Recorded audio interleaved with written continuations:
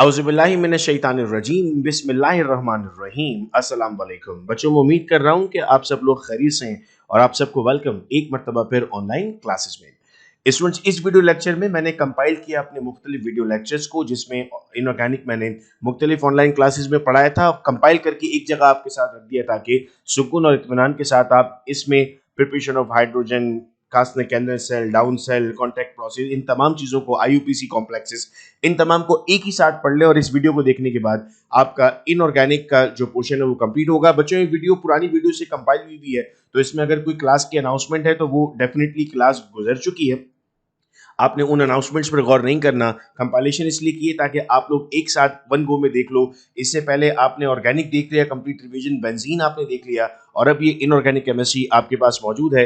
किसी ने अगर कुछ भी नहीं पढ़ा होगा और इन वीडियोस को अच्छे से देखकर चला जाएगा तो इंशाल्लाह बहुत अच्छा पेपर रहेगा। उसका एमसीक्यूज की वीडियो भी इसी तरह इंशाल्लाह पेपर से एक दिन पहले अपलोड कर दी जाएगी, उसकी तैयारी करके जाएंगे तो आपके एमसीक्यूज का सेक्शन भी अच्छा गुजरेगा। तो वीडियो मुकम्मल कर लेना बेटा, अपना ख्याल रखना और दोस्तों को ये वीडियो जरूर शेयर कर देना। औज़ुबिल्लाहिमिनश्शैतानिर्रजीम बिस्मिल्लाहिर्रहमानिर्रहीम अस्सलाम वालेकुम। स्टूडेंट्स, उम्मीद करता हूँ कि आप सब खैरियत से और आप सबको वेलकम एक मर्तबा फिर ऑनलाइन क्लासेस में।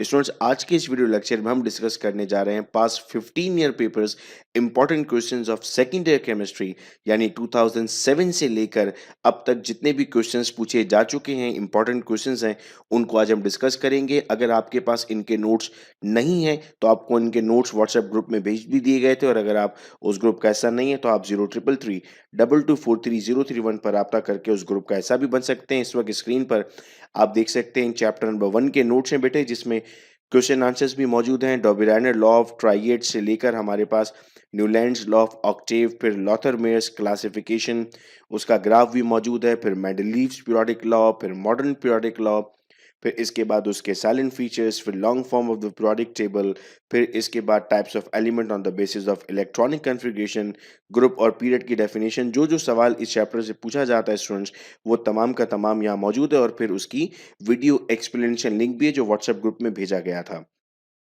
अब स्टूडेंट्स, बढ़ते हैं हम क्वेश्चंस की तरफ, और यहाँ पर हम पूरे चैप्टर को रिवाइज कर लेंगे, डिस्कस कर लेंगे, और ये इंपॉर्टेंट क्वेश्चंस होंगे आपके, जिससे आप अपने एग्जाम के लिए तैयारी कर रहे हैं। 2007 में क्वेश्चन पूछा गया था, distinguish between Mendeleev's periodic law and modern periodic law. तो क्या फर्क बताएंगे सर? हम बताते हैं कि मेंडलीव्स पीरियोडिक लॉ हमारे पास एटॉमिक वेट के बारे में बात करता था, जबकि मॉडर्न पीरियोडिक लॉ में हम एटॉमिक नंबर पर बात करते हैं। Discuss the long form of periodic table on the basis of electronic configuration. Long form से क्या मुराद है हमारी? लॉन्ग फॉर्म से मुराद है सर, फर्स्ट पीरियड हमारे पास शॉर्टेस्ट होता है विद 2 एलिमेंट्स, फिर 2 शॉर्ट पीरियड्स आते हैं विद 8 एलिमेंट्स, फिर लॉन्ग पीरियड्स आते हैं विद 18 एलिमेंट्स, और फिर लॉन्गेस्ट पीरियड आता है विद 32 एलिमेंट्स, और फिर बाद में हम कहते हैं 7th पीरियड हमारे पास इनकम्प्लीट पीरियड होता है।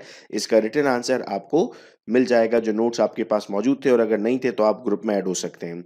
2008 में क्वेश्चन पूछा गया, give the characteristic valence shell electronic configuration of the following inner transition and representative elements.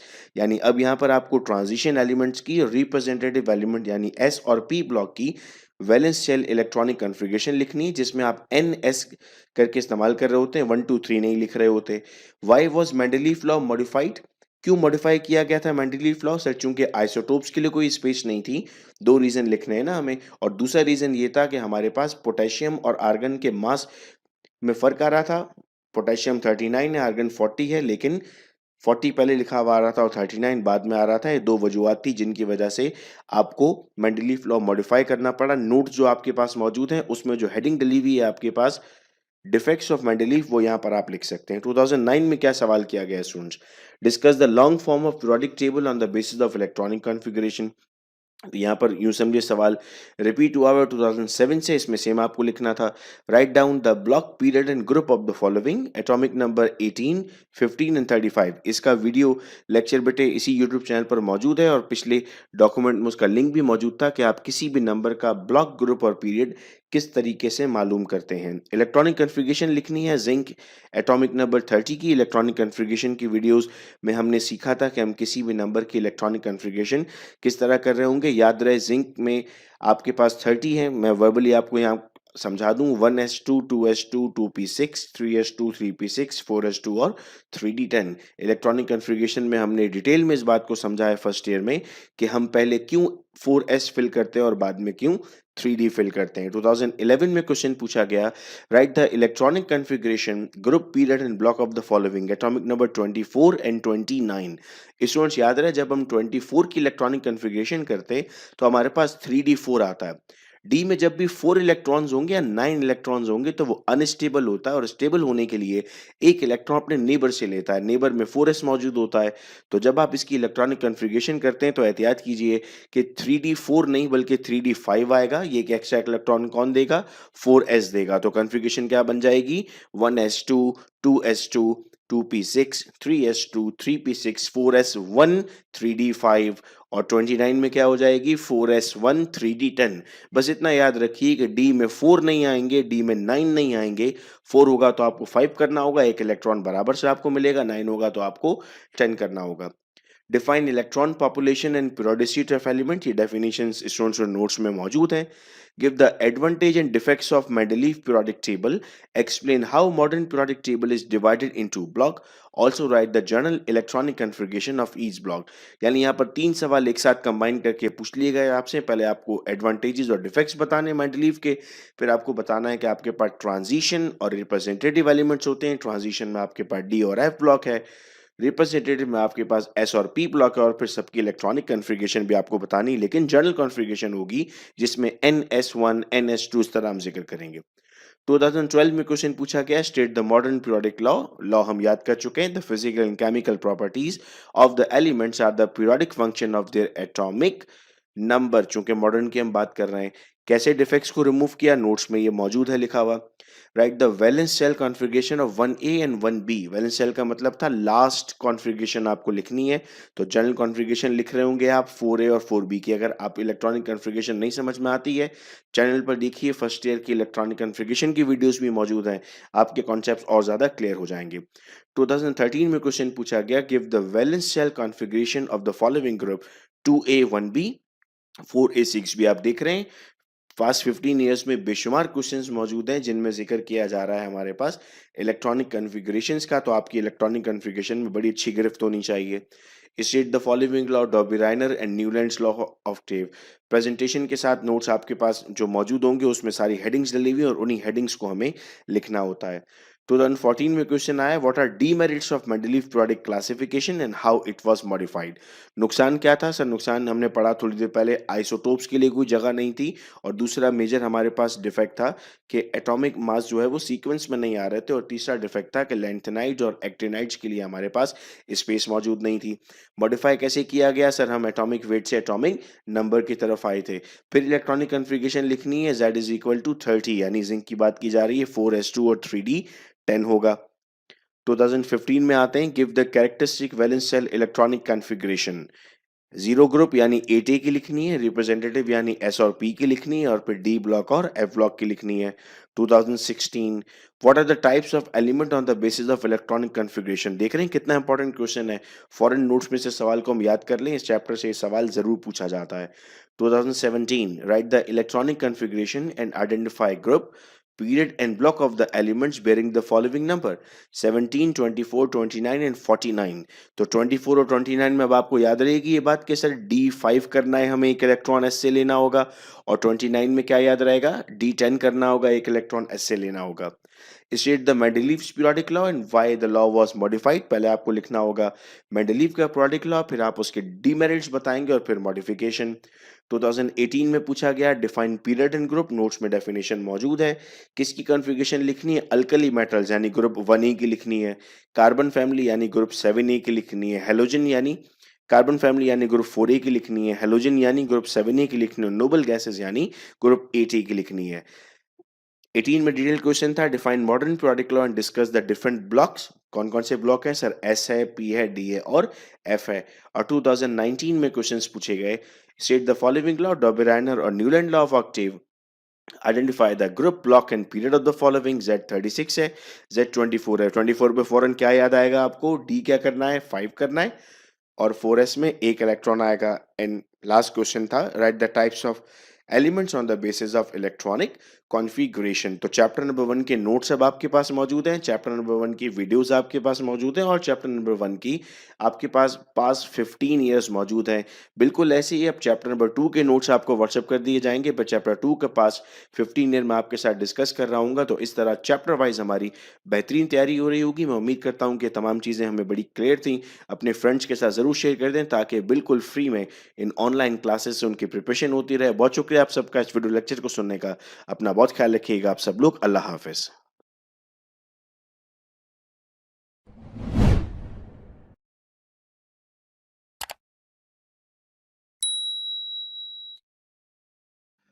औज़ुबिल्लाहि मिनश्शैतानिर्रजीम, बिस्मिल्लाहिर्रहमानिर्रहीम, अस्सलाम वालेकुम।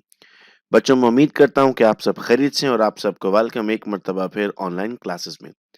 स्टूडेंट्स, पिछले वीडियो लेक्चर में हमने second year chemistry chapter number 1 को डिस्कस किया था फास्ट 15 ईयर पेपर से, और आज के इस वीडियो लेक्चर में हम डिस्कस करने जा रहे हैं second year chemistry chapter number 2 15 years papers यानी 2007 से लेकर 2019 तक जो क्वेश्चंस आए हुए वो इस वक्त स्क्रीन पर हमारे साथ होंगे। मैं साथ साथ एक्सप्लेन करता जाऊंगा और ये बताता जाऊंगा कि किस सवाल में हमें कितना लिखना था। 2007 में क्वेश्चन किया गया, discuss briefly the binary compounds of hydrogen. याद रहे स्टूडेंट्स, पहले लॉन्ग क्वेश्चंस और शॉर्ट क्वेश्चंस के कॉन्सेप्ट नहीं थे। एक ही क्वेश्चन होता था, उसके 3 पार्ट्स होते थे ए बी सी, और उसे आप सॉल्व करते थे, इसीलिए यहाँ पर आप लॉन्ग और शॉर्ट नहीं देख पा रहे हैं। Briefly binary compounds of hydrogen को डिफाइन करना है। इसका मतलब पहले आप डिफाइन करेंगे बाइनरी कंपाउंड्स को, फिर आप डिफाइन करेंगे हाइड्राइड्स को, और फिर आप उसके बाद फर्दर आगे डिफाइन कर रहे होंगे तमाम के तमाम जितनी भी आपके पास टाइप्स ऑफ हाइड्राइड्स हैं। फिर क्वेश्चन है, differentiate between isotopes of hydrogen, atomic and nascent hydrogen. अब आइसोटोप्स आपके पास 3 हैं, प्रोटियम, ड्यूट्रियम और ट्राइटियम। तो आप कॉलम बनाएंगे, ये पहली मर्तबा शायद आप कर रहे होंगे ऐसा कि 3 कॉलम आप एक साथ बना रहे होंगे, एक पर प्रोटियम, फिर ड्यूट्रियम, फिर ट्राइटियम लिखा होगा। अब क्या-क्या डिफरेंसेस है सर इनमें? सर प्रोटियम का मास 1 होता है, ड्यूटेरियम का मास 2 होता है, ट्राइटियम का मास 3 होता है, ये एक डिफरेंस है इनमें। सर प्रोटियम हमारे पास ऑर्डिनरी हाइड्रोजन है, ड्यूटेरियम को हम हैवी हाइड्रोजन कहते हैं और ट्राइटियम को हम रेडियो एक्टिव आइसोटोप कहते हैं, ये डिफरेंस है सर इसमें। तीसरा हम लिख सकते हैं कि हमारे पास प्रोटियम में कोई न्यूट्रॉन नहीं होता, ड्यूटेरियम में 1 न्यूट्रॉन होता है और ट्राइटियम में 2 न्यूट्रॉन होते हैं। तो 3 पॉइंट ऑफ डिफरेंस यहाँ पर आप लिख सकते हैं। सेम आपके पास एटॉमिक और नेसेंट हाइड्रोजन आ जाएगा। एटॉमिक हाइड्रोजन रिएक्शन में जब मॉलिक्यूलर हाइड्रोजन ब्रेक होगा तो बनेगा नेसेंट हाइड्रोजन में। आप कहते हैं कि सर हमारे पास न्यूली बॉर्न हाइड्रोजन है, इसकी प्रिपरेशन भी लिख सकते हैं और साथ में इसकी प्रिपरेशन लिख सकते हैं, तो पॉइंट ऑफ रेफरेंस बन जाएंगे आपके पास। फिर क्वेश्चन आता है, discuss the position of hydrogen in the product table. वो स्टूडेंट्स जो क्लासेस अटेंड कर रहे हैं उन्हें मालूम है कि हमने इन्हें नोट्स के ज़रिए समझने की भी कोशिश की है। इस वक्त स्क्रीन पर आप चैप्टर 2 के नोट्स भी देख सकते हैं, जिसमें हमारे पास क्वेश्चन है, discuss the similarities and differences of hydrogen with group 1A, 4A and 7A। और यहाँ पर इसकी वीडियो एक्सप्लेनेशन और ये पीडीएफ नोट्स मौजूद हैं जो आपके व्हाट्सएप ग्रुप में आपको शेयर किए गए थे। अगर हम में से कोई व्हाट्सएप ग्रुप में ऐड नहीं, तो वो 0333224301 पर रब्ता करके व्हाट्सएप ग्रुप का पार्ट बन सकता है। अगर आपने पहले मैसेज किया था तो कुछ वक्त में आपको व्हाट्सएप ग्रुप में ऐड कर दिया जाएगा। तो यहाँ पर सर सवाल की तरफ दोबारा बढ़ते हैं। हमें बताना है position of hydrogen in product table, तो हमें कंप्लीट क्वेश्चन लिखना होगा। फिर पूछा गया, what is mean by binary compounds of hydrogen, give chemical reaction of ionic और कोवेलेंट हाइड्राइड। अब इस मर्तबा आपसे सिर्फ आयोनिक और कोवेलेंट हाइड्राइड के बारे में पूछ रहा है, और अगर आप में से किसी को सवाल समझने हैं तो वीडियोस इसी यूट्यूब चैनल पर मौजूद हैं, टॉपिक्स के साथ आप उनमें ढूंढ सकते हैं। 2009, explain any two of the following: isotopes of hydrogen, polymeric and metallic hydride, and preparation of atomic hydrogen। Students याद रहे, free online second year classes conduct की जा रही हैं इसी यूट्यूब चैनल पर, जिसमें टॉपिक वाइज सारी एक्सप्लेनेशन मौजूद है। आप चैनल पे अगर वीडियोस को ढूंढेंगे प्लेलिस्ट में तो आपको बड़ी आसानी से इन सब के आंसर्स भी मिल जाएंगे। 2010 से ये कॉन्सेप्ट आया हमारे पास शॉर्ट आंसर क्वेश्चंस का और डिटेल्ड आंसर क्वेश्चंस का। अब हमारे पास शॉर्ट आंसर क्वेश्चंस में हम कहते हैं, क्वेश्चन था, explain the position of hydrogen is misfit in group 1A of the product table. तो जो नोट्स हमारे पास मौजूद है, मिसफिट का मतलब था डिफरेंसेस। तो यहाँ पर 4 पॉइंट्स हमारे पास लिखे हुए हैं, 4 पॉइंट्स आपको यूं समझें कि इस सवाल के आंसर में लिखने थे। What is water gas, give one method of its preparation. Water gas क्या होती है सर? कार्बन मोनोऑक्साइड और हाइड्रोजन हमारे पास कॉम्बिनेशन कहलाता है वाटर गैस का। इसकी प्रिपरेशन अगर आपको करनी है तो आपने इसमें लिख सकते हैं कार्बन पे अगर आप वाटर ऐड करते हैं, रेड हॉट कोक पे अगर आप वाटर डालते हैं तो वो कार्बन मोनोऑक्साइड और हाइड्रोजन बनाता है, यानी वो प्रिपेयर करता है वाटर गैस को। फिर क्वेश्चन है write down 5 industrial preparation of hydrogen gas.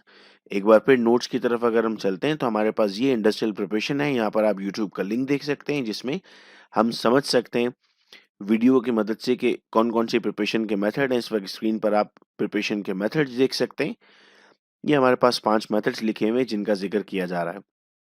हम वापस चलते हैं 10 ईयर की तरफ। 2011 में क्वेश्चन है define and classify binary compounds of hydrogen, explain ionic hydride giving 2 preparation and 2 reaction. यानी अब सिर्फ आपको आयोनिक हाइड्राइड के बारे में लिखना है, बाकी नहीं लिखना। Give point of resemblance of hydrogen to 1A and 7A। Notes में क्वेश्चन कैसे मौजूद है, नोट्स में सिमिलैरिटीज के नाम से मौजूद है, तो 1A की सिमिलैरिटीज लिखनी है सर और 7A की सिमिलैरिटीज लिखनी है इस सवाल के जवाब में। 2012 में क्वेश्चन पूछा गया what are binary compounds of hydrogen, classify them, explain covalent and polymeric hydride. याद रहे स्टूडेंट्स, अगर हम नोट्स की तरफ चलते हैं, ये आइसोटोप्स देख लिखे हैं हमारे पास, एटॉमिक हाइड्रोजन है। हम अगर बाइनरी कंपाउंड वाले क्वेश्चन पे आते हैं तो पहले बाइनरी कंपाउंड डिफाइन हुए हुए, फिर हाइड्राइड्स डिफाइन हुए हुए। तो सवाल में अगर कहा जाता है व्हाट आर बाइनरी कंपाउंड्स, तो पहले आपको बाइनरी कंपाउंड्स बताने होंगे, फिर आप हाइड्राइड्स की तरफ आएंगे और फिर आप फर्दर उसे क्लासिफाई कर रहे होंगे। Differentiate between natural isotopes of hydrogen, यूं समझिए क्वेश्चन रिपीट हुआ 2013 में, सेम क्वेश्चन था, आप उसी तरह लिखेंगे जिस तरह वीडियो के स्टार्ट में बताया था। Interstitial hydrides are not true chemical compounds. Comment, interstitial hydrides कौन से होते हैं सर? जो ट्रांजिशन हाइड्राइड्स होते हैं, जिन्हें हम मेटालिक हाइड्राइड्स कहते हैं, उन्हें हम एक नाम देते हैं इंटरस्टिशियल हाइड्राइड का। ये ट्रू केमिकल कंपाउंड क्यों नहीं है? चूंकि सर ये रिएक्शन नहीं करते हैं, ये ट्रांजिशन एलिमेंट के बीच में जाकर बैठ जाते हैं। जैसे क्लास में समझाते हुए हम एग्जांपल देते हैं कि बोर्ड का जो डस्टर होता है, जैसे डस्ट पार्टिकल चौक के उसके अंदर बैठ जाते हैं, बिल्कुल वैसे ये पार्टिकल बटे हुए होते हैं। तो चूंकि इन्होंने कोई कंपाउंड नहीं बनाया हुआ, इसलिए हम इन्हें ट्रू केमिकल कंपाउंड्स का नाम नहीं देते, बाकी सब ने कोई ना कोई बॉन्डिंग की हुई होती है। नेक्स्ट क्वेश्चन क्या है 2014 में, व्हाट इज वाटर गैस, गिन 1 methods of preparation. Repeat question है, डिस्कस किया हमने। Explain why hydrogen is misfit in group 1A and 7A। क्या लिखना होगा सर? डिसिमिलैरिटीज लिखनी होंगी। 2015 में सवाल पूछा गया व्हाट आर हाइड्राइड्स। देखो क्वेश्चन पूछा ना व्हाट आर हाइड्राइड्स, तो आपको डिफाइन करना पड़ेगा हाइड्राइड्स क्या होते हैं, इसीलिए अलग से यहाँ पर हाइड्राइड की डेफिनेशन भी लिखी हुई है। हाउ आर दे क्लासिफाइड, तो आप बताएंगे sir they are classified on the basis of their bonding, सबके नाम लिख देंगे। Right, preparation and properties of ionic hydride, तो सिर्फ एक्सप्लेन किसको करना है? आयोनिक हाइड्राइड को करना है। 2016 में क्वेश्चन पूछा गया define the term isotope, explain various types of isotopes of hydrogen. 3 है हमारे पास है प्रोटियम, ड्यूट्रियम और tritium. Mention the simplest ion of hydrogen and show the reaction with water.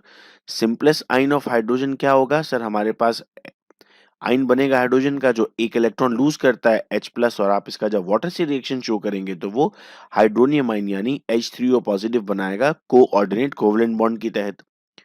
Describe 2 methods for the preparation of water gas and give 2 methods for the separation of pure hydrogen.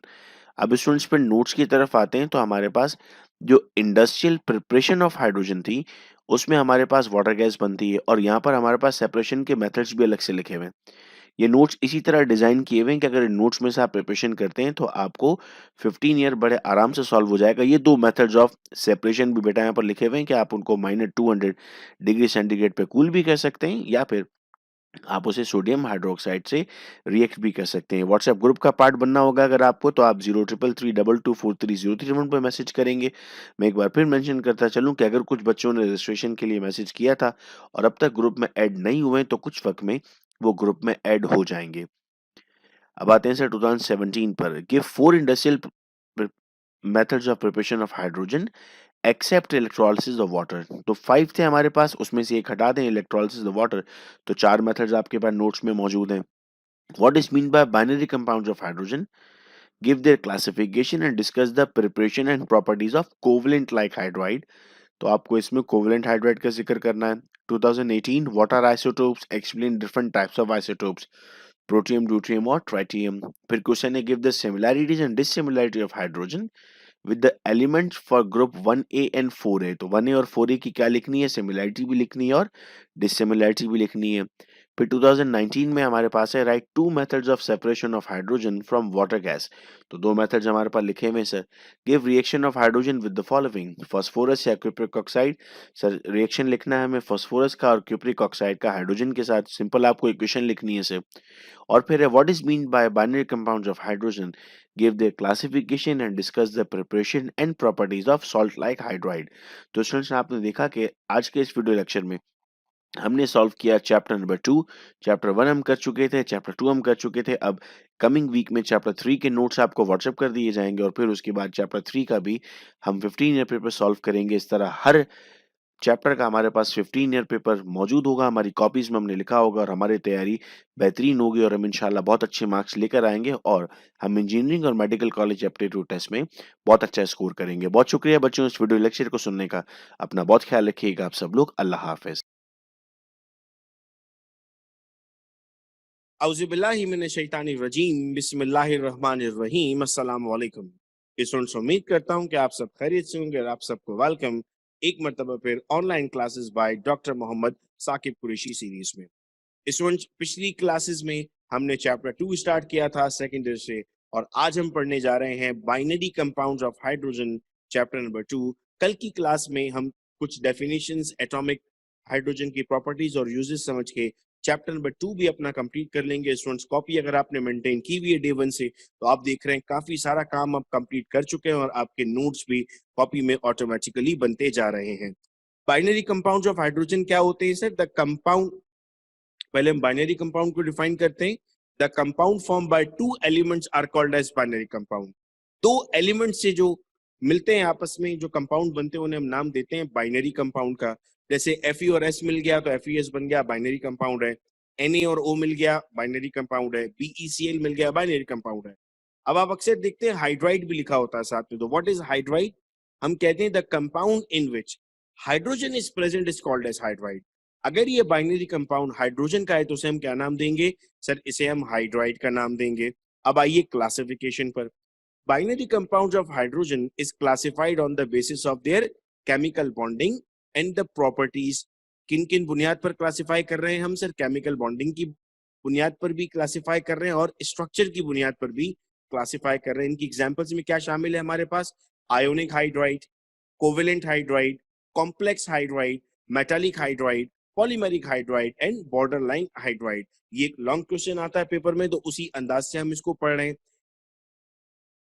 Ionic hydride बेटा नाम से हमें समझ में आ रहा है कि इनमें कौन सा बॉन्ड मौजूद होगा? आयोनिक बॉन्ड मौजूद होगा।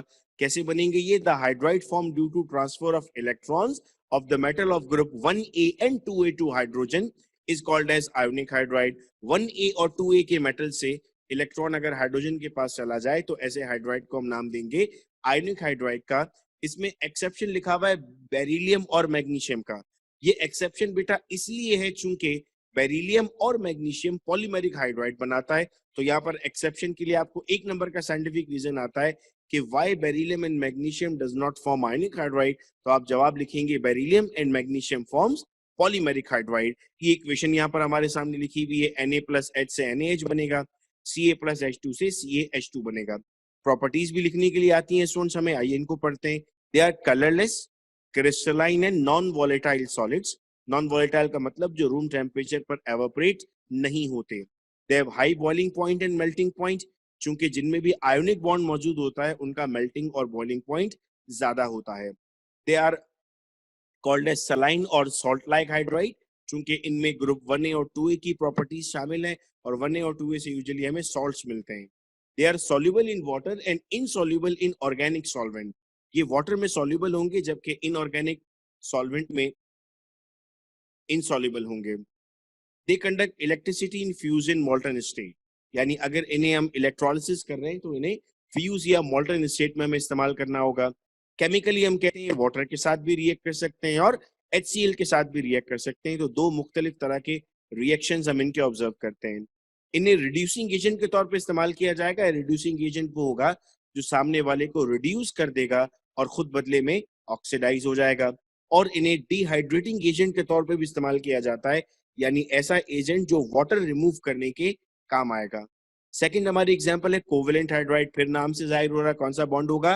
कोवेलेंट बॉन्ड होगा। So these hydrides are formed by sharing of electrons of element of group 3a to 7a with hydrogen. 3a से 7a तक अगर elements इलेक्ट्रॉन शेयर करते हैं हाइड्रोजन के साथ, कोवलेंट बॉन्ड बनाते हैं, तो उसे हम नाम देंगे कोवलेंट हाइड्राइड का। इनकी प्रिपरेशन क्या होगी बेटा? Covalent hydride by prepared by direct action of non metal with hydrogen. जैसे H2 और Cl2 मिले तो क्या बन गया? HCl बन गया। प्रिपरेशन प्रॉपर्टीज हम पढ़ते हैं इसकी, तो हम कहते हैं sir they are colourless gases, यानी आपको इनकी कोई कलर नजर नहीं आएगा। They have low melting as well as boiling point, वहां पर हाई था, यहाँ पर लो है, चूंकि वहां पर आयनिक बॉन्ड था, यहाँ पर कोवेलेंट बॉन्ड है। They are bad conductors of heat and electricity. अगर आपको आयनिक याद है तो ये खुद ब खुद याद हो जाएगा। कभी कभी आयनिक और कोवेलेंट में डिफरेंस लिखने के लिए भी आता है, यानी एक लॉन्ग क्वेश्चन तो पूछा ही जाएगा। एंड में मैं मार्क्स भी आपके साथ शेयर करूंगा कि सवाल किस किस तरह के पूछे जाते हैं। नेक्स्ट आते बेटा हम कॉम्प्लेक्स हाइड्राइड, नाम बता रहा है यहाँ पर, कॉम्प्लेक्सिटी की हम बात करने जा रहे हैं। The hydride that are formed by reaction of electron deficient element of group 3a alkali metal hydrides are called as complex hydride. अब हमारे पास कुछ ऐसे हाइड्राइड्स हैं, जैसे बोरॉन का हाइड्राइड, एल्यूमिनियम का हाइड्राइड, ये स्टेबल नहीं होता। ये अपने आप को स्टेबल करने के लिए आयोनिक हाइड्राइड के साथ बॉन्डिंग करता है। तो ऐसा हाइड्राइड जिसमें आयोनिक हाइड्राइड और कोवेलेंट हाइड्राइड के कुछ मेंबर्स आपस में कंबाइन होकर एक नया बॉन्ड बना दें, तो उसे हम नाम देते हैं कॉम्प्लेक्स हाइड्राइड का। देखो NaH क्या है? Ionic hydride. BH3 क्या है? Covalent hydride. ये दोनों मिले तो क्या बन गया? NaNH4 बन गया। इसे हमने क्या नाम दिया? इसे हमने नाम दिया कॉम्प्लेक्स हाइड्राइड का। इनके कैरेक्टर सॉल्ट लाइक होंगे चूंकि इसमें आयनिक बॉन्ड मौजूद है। ये टेट्राहाइड्रल स्ट्रक्चर होंगे, ये स्टेबल हैं वाटर में, क्योंकि अब इनकी कॉम्बिनेशन किसके साथ हो गई है? आयोनिक के साथ हो गई है। नेक्स्ट आता है बेटे हमारे पास metallic hydride. The hydride of transition elements are called as metallic hydride.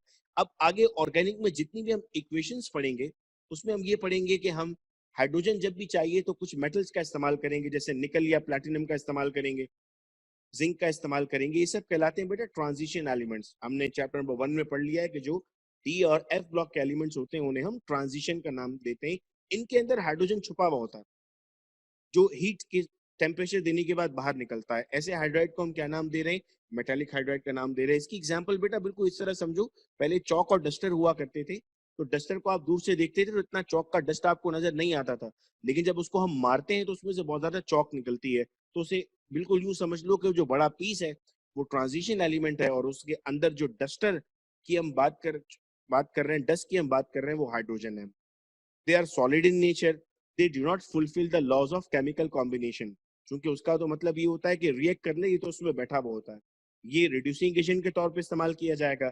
अच्छा, आप चाहें तो प्रॉपर्टीज को हेडिंग भी दे सकते हैं, जैसे इसकी हेडिंग बन जाएगी नेचर, में इसको बोल्ड कर देता हूँ, ठीक है। इसकी हेडिंग बन जाएगी लॉज ऑफ केमिकल कॉम्बिनेशन। तो अगर अच्छी प्रेजेंटेशन करना चाहते हैं तो आप इस तरह हेडिंग्स का भी इस्तेमाल कर सकते हैं। They are good conductors of heat and electricity. Next heading हमारे पास आती है बेटा पॉलीमेरिक हाइड्राइड। हमने पढ़ा था बेरिलियम और मैग्नीशियम आयनिक हाइड्राइड नहीं बनाते, तो वो क्या बनाते हैं सर? वो पॉलीमेरिक हाइड्राइड बनाते हैं। पॉलीमर का मतलब होता है लॉन्ग चेन बनाना। ये वाटर में सॉल्युबल है मगर ऑर्गेनिक सॉलिड में सॉल्युबल नहीं।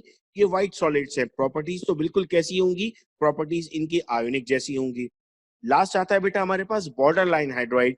नाम फिर इसका हमें बता रहा है बॉर्डर लाइन, यानी कुछ दरमियानी बात यहाँ पर की जा रही है। This type of hydride are form by the reaction of 1b 2b and 3a। ये मेटालिक इन नेचर होते हैं। इनकी प्रॉपर्टीज मेटालिक और कोवलेंट के दरमियान होती है, तभी हमने स्टूडेंट्स क्या नाम दिया हुआ है इसे? तभी हमने इसे बॉर्डर लाइन हाइड्राइड का नाम दिया है। आज की क्लास के मार्क्स बेटा अगर हम जाने तो पहले तो ये लॉन्ग में क्वेश्चन आ जाएगा 6 मार्क्स के लिए, ठीक है। क्लासिफिकेशन अलग से आ सकती है 1 मार्क्स के लिए, ये हो गए 7। किसी की भी फिजिकल प्रॉपर्टीज लिखने के लिए आपको आ सकती हैं, मैं 1 मार्क कंसीडर कर रहा हूँ, वैसे 8। साइंटिफिक रीजन आ सकता है बेरिलियम मैग्नीशियम एल्यूमिनियम के लिए 2 मार्क्स कंसीडर कर रहे हैं हम, इसे 10। डिफरेंस आ सकते हैं आयोनिक हाइड्राइड और कोवेलेंट हाइड्राइड के 12। तो टोटल 12 मार्क्स के लिए आज की हमारी क्लास थी, जो आपने समझी। वो बच्चे जो डेली बेसिस पर फॉलो करते जा रहे हैं, उन्हें कोई परेशानी नहीं हो रही और बड़े सुकून इत्मीनान के साथ वो अपने लेक्चर्स कंप्लीट कर रहे हैं। ये सब आप अपने दूसरे दोस्तों के साथ भी शेयर करें ताकि उन तक भी इंफॉर्मेशन पहुंचे। बहुत शुक्रिया आप सबका इस वीडियो लेक्चर को सुनने का। अपना बहुत ख्याल रखिएगा आप सब लोग। अल्लाह हाफिज।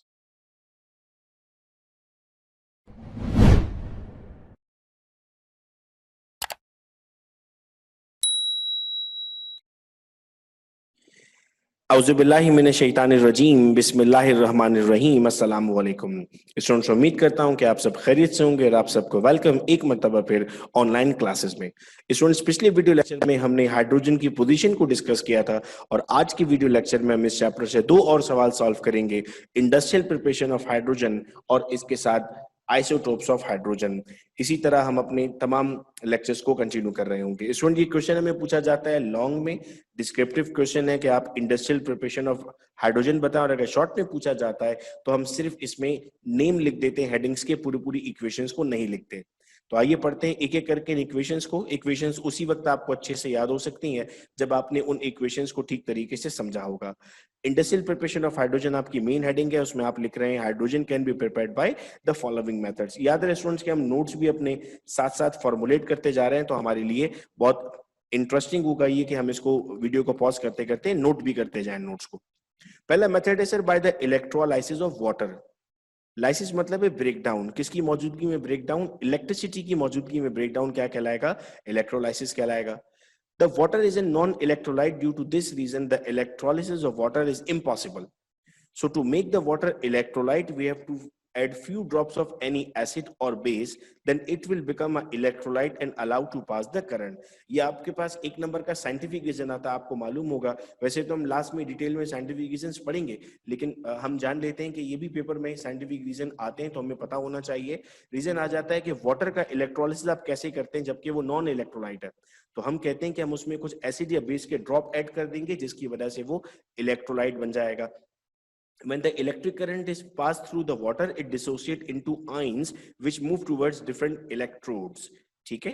अब हम यहाँ पे अगर इक्वेशन देखते हैं तो क्या इक्वेशन बनती है सर? H2O वाटर है, ब्रेक हुआ इलेक्ट्रिसिटी की मौजूदगी में, तो क्या बन गया? H2 और O2। इक्वेशन बैलेंस करने के लिए 2 आपने यहाँ इस्तेमाल किया, तो हाइड्रोजन यहाँ भी 4 है और हाइड्रोजन यहाँ पर भी 4 है। ऑक्सीजन यहाँ पर 2 है और ऑक्सीजन यहाँ पर भी 2 मौजूद है। नेक्स्ट हमारे पास मेथड है bye steam and natural gas. Steam को उर्दू में हम भाप कहते हैं, तो और नेचुरल गैस का आप इस्तेमाल करेंगे। नेचुरल गैस हमारे पास मीथेन होती है। When the steam is passed through the natural gas at 900 degrees centigrade in the presence of catalyst nickel, then it will produce the mixture of hydrogen and carbon monoxide. जब CH4 पर H2O जाता है तो जो चीज हमारे पास आती है उसे हम नाम देते हैं, हमारे पास मिक्सचर आया है। किस किस गैस का मिक्सचर है sir? It is a mixture of carbon monoxide and hydrogen, और इस मिक्सचर को हम नाम देते हैं वाटर गैस का।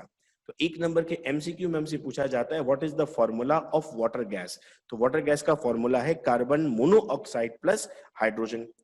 अब स्टूडेंट अलग से एक सवाल ये भी पूछा जाता है कि what are the methods of separation from hydrogen from water gas. मैं हर स्टेप पे आपको क्वेश्चंस इसलिए गाइड कर रहा हूं क्योंकि हम इम्तिहान के लिए भी तैयार हैं। हमारी जो प्रिपरेशन है वो एग्जाम के लिए हो रही है, अभी से हम एग्जाम्स की प्रिपरेशन कर रहे हैं, यूं समझ लें। तो कौन कौन से मेथड्स हैं सर? इन फॉलोइंग मेथड से हो सकता है, पहला हो सकता है कि हम वाटर गैस को कूल डाउन कर दें। जब हम वाटर गैस को कूल डाउन करते हैं तो कार्बन मोनो ऑक्साइड लिक्विफाई होना स्टार्ट हो जाता है और उसके बाद जो गैस बचती है वो सिर्फ हाइड्रोजन होती है, जिसे इजीली हम सेपरेट कर सकते हैं। या तो हम इसे रिएक्ट कर दें NaOH के साथ वाटर गैस को, तो हमारे पास सोडियम फॉर्मेट बन जाता है और हाइड्रोजन गैस अलग हो जाती है। दो मेथड्स हैं जो अलग से भी पूछे जा सकते हैं, अदरवाइज आपको साथ साथ उनको मेंशन करना पड़ता है। Third method of preparation is by Coke and steam. When the steam is passed through red hot coke at 1000 degrees centigrade, then again water gas is produced, and then the hydrogen gas can be separated by using the above methods.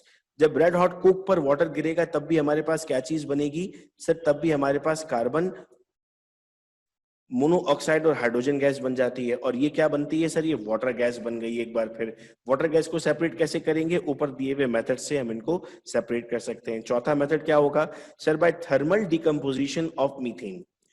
देखो heading अगर आप अच्छे से याद कर लेते हो तो इक्वेशन याद करना कोई मसला नहीं होगा आपके लिए। डिकम्पोजिशन का मतलब है टूटना, थर्मल का मतलब है टेम्परेचर, तो टेम्परेचर की मदद से तोड़ना। किसको तोड़ना? मीथेन यानी CH4 को। When hydrogen like methane is heated, When hydrocarbon like methane is heated up to 700 in the absence of air, then carbon black and hydrogen gas are obtained. ये जो कार्बन आपको मिला है ना बेटा, इस कार्बन को हम कहते हैं कार्बन ब्लैक। ये कहाँ काम आता है? टायर बनाने के काम आता है, शू पॉलिश बनाने के काम आता है, कार्बन पेपर बनाने के काम आता है। इसे हम नाम देते हैं कार्बन ब्लैक का। अक्सर ये कार्बन ब्लैक आपके घरों में जो देगची होती है जिस पर अम्मी चाय या खाना बनाती है उसमें भी बनना स्टार्ट हो जाता है, कालक जिसे हम आम लफ्जों में कहते हैं। नेक्स्ट होता है स्टूडेंट्स हमारे पास by thermal decomposition of ammonia, the vaporization of liquid ammonia from a cylinder at 1500 degrees centigrade in the presence of active catalyst and absence of air give the mixture of nitrogen and hydrogen gases.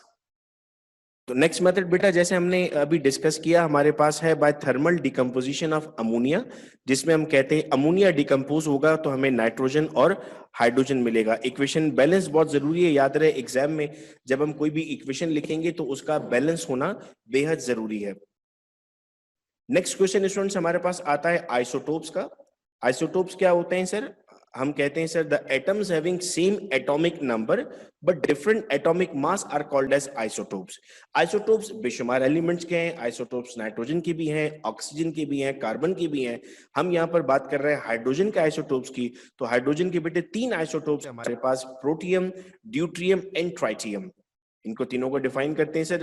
Protium को हम ordinary hydrogen भी कहते हैं, normal hydrogen, चूंकि इसकी जो composition है वो हाइड्रोजन जैसी है। हाइड्रोजन में 1 इलेक्ट्रॉन है, इसमें भी 1 इलेक्ट्रॉन है। हाइड्रोजन में 1 प्रोटॉन है, इसमें भी 1 प्रोटॉन है। हाइड्रोजन में कोई न्यूट्रॉन नहीं है, इसमें भी कोई न्यूट्रॉन नहीं है। लेकिन ड्यूट्रियम में हम कहते हैं कि सर ड्यूट्रियम के पास 1 इलेक्ट्रॉन मौजूद है, जैसे नॉर्मली 1 इलेक्ट्रॉन मौजूद होता है। और हमने कहा था कि एटॉमिक नंबर तो हमारे पास सेम रहता है। फिर क्या चीज फर्क हो जाती है सर? यहाँ पर देखें 1 इलेक्ट्रॉन 1 इलेक्ट्रॉन, 1 प्रोटॉन 1 प्रोटॉन। यहाँ पर है नो न्यूट्रॉन, यहाँ पर लिखा हुआ है 1 न्यूट्रॉन। तो ड्यूट्रियम का मास क्या हो जाता है? 2 हो जाता है, क्योंकि मास कैसे निकलता है? 1 + 1 2 से। तो हम कहते हैं इसका मास 2 हो गया है, लेकिन एटॉमिक नंबर सेम है। तो ये हमारे पास क्या कहलाएगा? आइसोटोप कहलाएगा। इसे हम नाम देते हैं हैवी हाइड्रोजन। पेपर में 1 नंबर का एमसीक्यू पूछा जाता है, write down the formula of heavy water. अब नॉर्मल फॉर्मूला का वाटर का फॉर्मूला क्या होता है सर? H2O। हैवी वाटर का फॉर्मूला क्या होगा बेटा? हैवी वाटर का फॉर्मूला बन जाएगा D2O। नॉर्मल वाटर का जो मास होता है वो 18 AMU होता है। अगर आपसे हैवी का पूछ लिया जाए तो कितना होगा सर? 20 AMU हो जाएगा। ठीक है। नेक्स्ट आता है हमारे पास ट्राइटियम। सर ट्राइटियम में हम कहते हैं हमारे पास 1 इलेक्ट्रॉन मौजूद है, 1 प्रोटॉन मौजूद है, लेकिन 2 न्यूट्रॉन्स मौजूद हैं। तो इसका मास कितना हो जाएगा? 3। अब एग्जाम में एक साइंटिफिक रीजन पूछा जाता है कि जी मास तो ट्राइटियम का ज्यादा है, आपने ड्यूट्रियम को हैवी क्यों कह दिया, इसको हैवी क्यों नहीं कहा? तो हम कहते हैं ट्राइटियम क्या है? Tritium is radio active in nature. ये एग्जिस्ट ही नहीं करता, बहुत कम अमाउंट में एग्जिस्ट करता है, इसीलिए ड्यूट्रियम को हम क्या कहते हैं? ड्यूट्रियम को हम हैवी हाइड्रोजन का नाम देते हैं। उम्मीद करता हूँ स्टूडेंट्स ये सारी चीजें हमें क्लियर थी।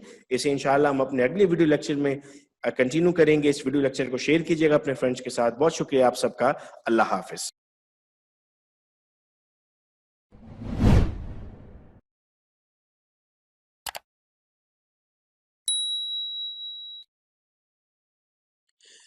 औज़ुबिल्लाहिमिनश्शैतानिर्रजीम बिस्मिल्लाहिर्रहमानिर्रहीम अस्सलाम वालेकुम। स्टूडेंट्स उम्मीद करता हूँ आप सब खैरियत से, और आप सबको वेलकम एक मरतबा फिर online classes by doctor Mohammad Saqib Qureshi series में।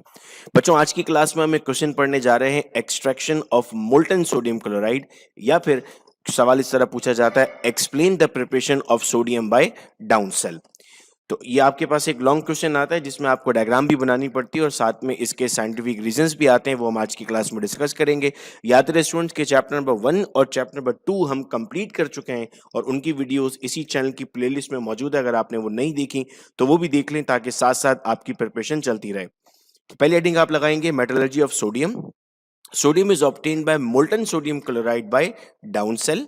डाउन्स नामी साइंसदान थे जिन्होंने पहली मरतबा एक्सपेरिमेंट परफॉर्म किया था, तो इसी पर हमने प्रोसेस को भी क्या नाम दे दिया? डाउन सेल का नाम दे दिया। याद रहे जब भी कोई प्रोसेस आता है तो हमें उसके प्रिंसिपल, कंस्ट्रक्शन, वर्किंग और यूजेस लिखने होते हैं, और अगर डिसएडवांटेज है तो वो भी लिखने होते हैं कि उनके क्या क्या नुकसानात हैं।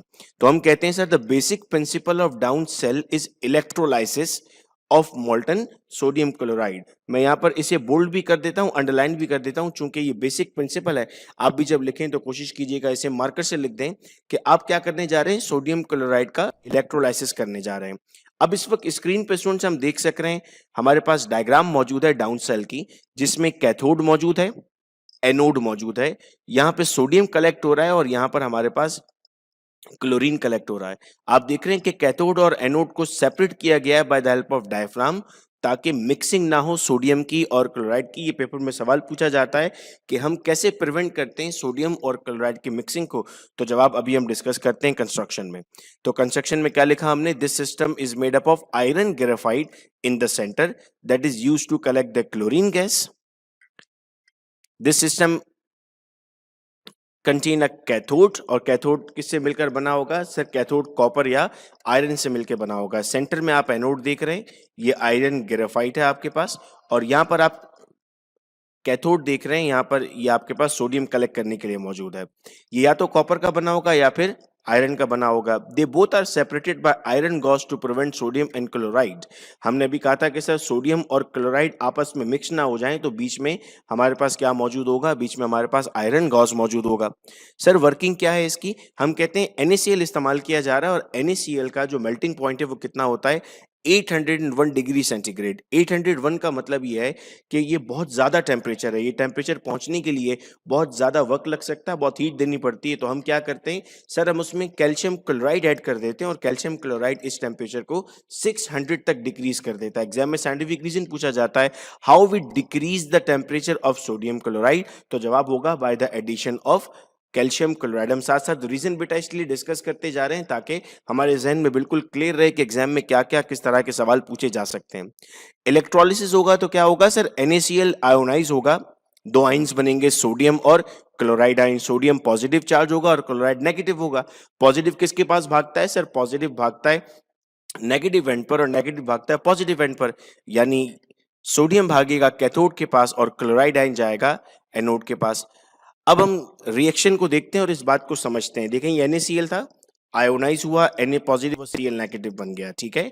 कैथोड पे क्या होगी, रिडक्शन होगी, इलेक्ट्रॉन गेन होंगे। 2Na पॉजिटिव को 2 इलेक्ट्रॉन मिलेंगे और क्या बन जाएगा, सोडियम। तो हमने क्या लिख दिया, at cathode reduction occurs which result in storage of sodium. ये जो सोडियम आपको मिला है ये 99.9% प्योर है, जो आप NaCl से हासिल करते हैं। सर एनोड पर क्या होगा, तो हम कहते हैं एनोड पर ऑक्सीडेशन होगी। दो क्लोराइडाइन ने इलेक्ट्रॉन लूज किए, क्या बन गया, Cl2 बन गया, और साथ में 2 इलेक्ट्रॉन मिल गए हमें। ना what are the advantages, sir हमें बाय प्रोडक्ट के तौर पे क्लोरीन मिलता है, ये एक एडवांटेज है।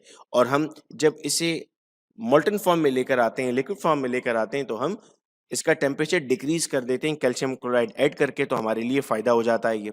फिर स्टूडेंट हमें सवाल पूछा जाता है, what are the sources to obtain sodium chloride, हमें सोडियम क्लोराइड कहाँ कहाँ से मिल सकता है। तो हम कहते हैं सर दो मेजर सोर्सेज हैं जहां से हम सोडियम क्लोराइड हासिल कर रहे होते हैं। नंबर 1 सी वाटर है और नंबर 2 रॉक सॉल्ट है। We know that sea water contain 3% of NaCl, यानी समुद्री पानी में कितना NaCl है, 3% है। To obtain the NaCl we put the sea water in large tank and then the water is evaporated by solar heat. आप भी अगर घर में खारा पानी आता है बोरिंग का और उसको हीट करते हैं, तो आप देखते हैं कि नमक की एक लेयर बन रही है। चूंकि उसमें नमक मौजूद होता है, नमकीन होता है, तो हम क्या करते हैं, हम सी वाटर से भी ये काम कर सकते हैं। But the advantage is that this type of NaCl has some kind of impurities, and these impurities can be removed by sodium carbonate and sodium hydroxide. Sir इसमें कुछ impurities भी होती हैं, लेकिन इन impurities को हम बड़ी आसानी से हटा सकते हैं सोडियम कार्बोनेट और सोडियम हाइड्रोक्साइड का इस्तेमाल करते हुए। फर्स्ट ईयर में आपने पढ़ा था ना टाइप्स ऑफ हार्ड वाटर, फिर हम उसकी रिमूवल भी देख रहे होते हैं, किस तरह से रिमूव करते हैं, वो बेटा यहाँ जिक्र किया जा रहा है। नेक्स्ट हमारे पास है फ्रॉम रॉक सॉल्ट। हम कैसे हासिल कर सकते हैं, सर हमारे पास जो नमक मौजूद है, जिसे हम टेबल सॉल्ट कहते हैं, ये बेसिकली NaCl है। ये केवड़ा के मकाम पर पहाड़ है नमक की, हम वहां से हासिल कर सकते हैं।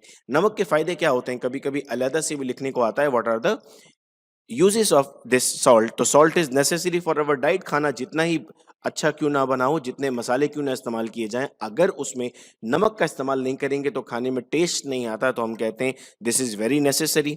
It is use to prepare the chemicals, बहुत सारे केमिकल्स बनाने के काम आता है। देखें इससे हमने सोडियम हासिल किया, हम आगे देखेंगे इससे सोडियम हाइड्रोक्साइड हासिल करेंगे। This salt is use to make up the soap, ये सोप बनाने के भी इस्तेमाल किया जाता है। और साथ ही साथ sir this is use for the preservation of food. अक्सर आपने देखा होगा घर में अगर फिश आती है तो हम बहुत सारा नमक लगाकर फ्रिज में रख देते हैं, क्योंकि बहुत अच्छी एंटी बैक्टीरियल एक्टिविटी है सॉल्ट में, जिसकी वजह से जरासीम खाने में ग्रो नहीं कर सकते हैं। अब बेटे अगर आज की क्लास के मार्क्स हम जानना चाहें तो हमें ये क्वेश्चन 5 मार्क्स के लिए आता है, जिसमें डायग्राम भी साथ में हमें ड्रॉ करनी होती है। मैं उम्मीद कर रहा हूँ कि स्क्रीन पॉज करके हम नोट्स भी बना रहे हैं अपने। 2 साइंटिफिक रीजन है हमारे पास 1 मार्क्स के, तो ये 7 मार्क्स हो गए हमारे पास। देन ये क्वेश्चन 2 मार्क्स के लिए हमारे पास आता है 9 और अलहदा से यूज लिखने के लिए आते हैं 10। तो आज की क्लास बेटा टोटल हमारी 10 मार्क्स की थी। इंशाल्लाह नेक्स्ट क्लास में हम फर्दर टॉपिक्स को डिस्कस करेंगे। बहुत शुक्रिया आप सबका इस वीडियो लेक्चर को सुनने का। अपना बहुत ख्याल रखिएगा आप सब लोग। अल्लाह हाफिज।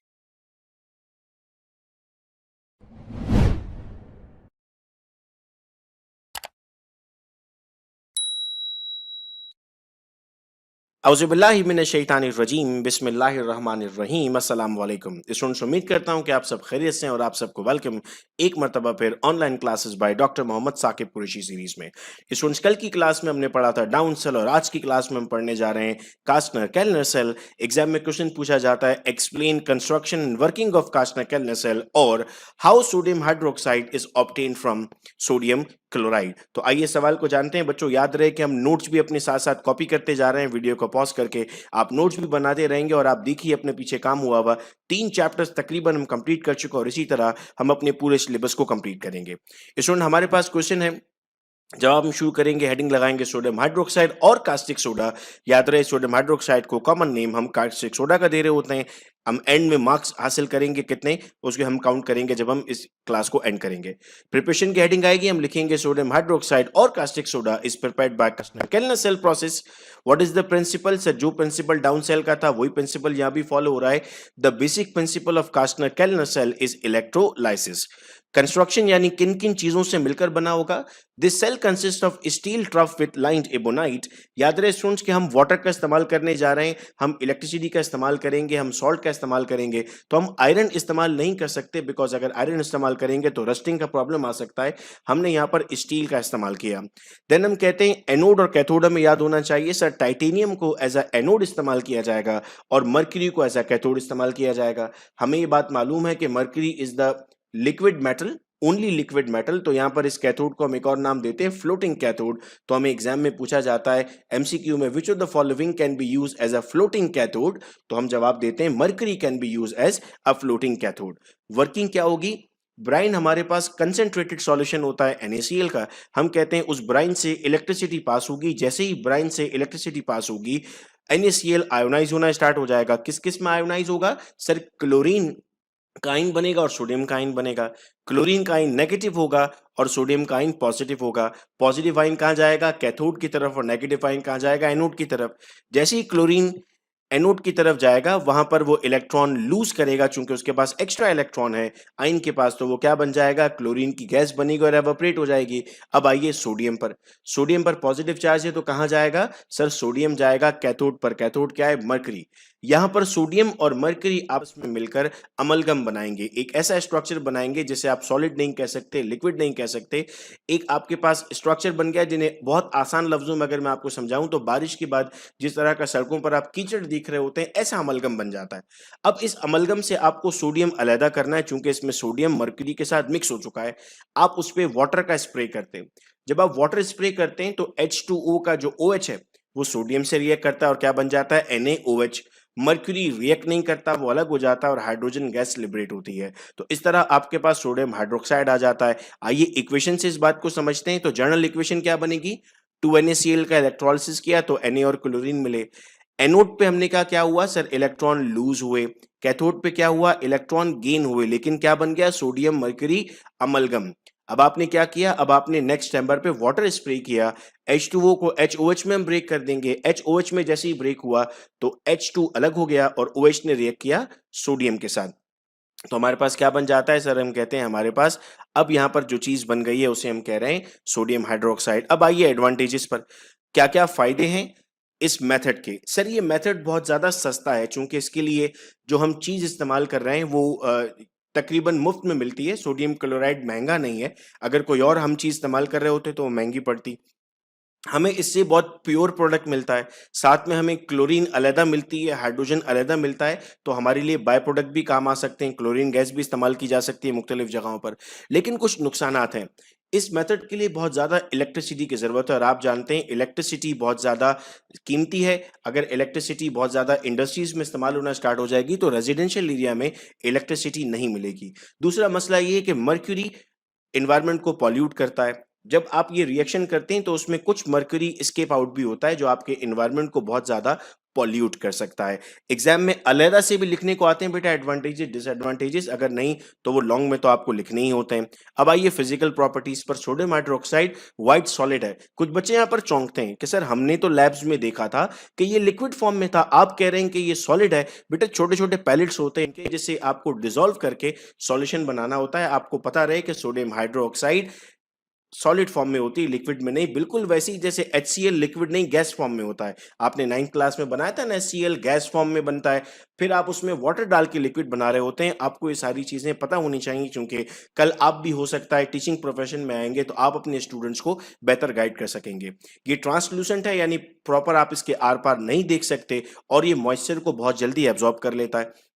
यूजेस क्या है सर? हम इसे सोप इंडस्ट्री में इस्तेमाल करते हैं सोप बनाने के लिए, हम इसे रेयॉन फाइबर बनाने के लिए इस्तेमाल करते हैं, पेट्रोलियम प्रोडक्ट्स के लिए इस्तेमाल करते हैं, और साथ साथ हम टेक्सटाइल इंडस्ट्री में भी इसका इस्तेमाल करते हैं। तो बच्चों आ जाओ, अब आज की क्लास के मार्क्स हम जान लेते हैं। कितने मार्क्स की हमारी आज की क्लास थी? तो वैसे तो ये क्वेश्चन हमें जर्नल पूछा जाता है कंप्लीट 5 मार्क्स के लिए, तो 5 मार्क्स तो स्ट्रेट अवे हम इसको दे देते हैं। इसके अलावा कंस्ट्रक्शन से हम एक MCQ एक्सपेक्ट करते हैं, तो 6 मार्क्स हुए हमारे पास।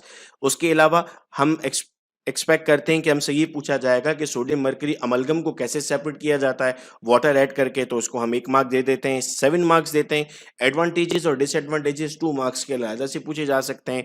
9 मार्क्स, फिजिकल प्रॉपर्टी 1 मार्क्स यानी 10 मार्क्स, और यूजेस को भी 1 मार्क्स यानी 11 मार्क्स। तो आज की जो हमने क्लास अटेंड की है बेटे, ये 11 मार्क्स की क्लास है। मैं उम्मीद करता हूँ कि हमें तमाम चीज़ें समझ में आती जा रही हैं। आप लोगों के कमेंट्स मुझे मिलते रहते हैं, आप लोगों के मैसेज मुझे व्हाट्सएप पे मिलते हैं। मैं रिस्पॉन्ड नहीं कर पाता आप लोगों को, लेकिन देखता ज़रूर हूँ जो आप कमेंट कर रहे होते हैं।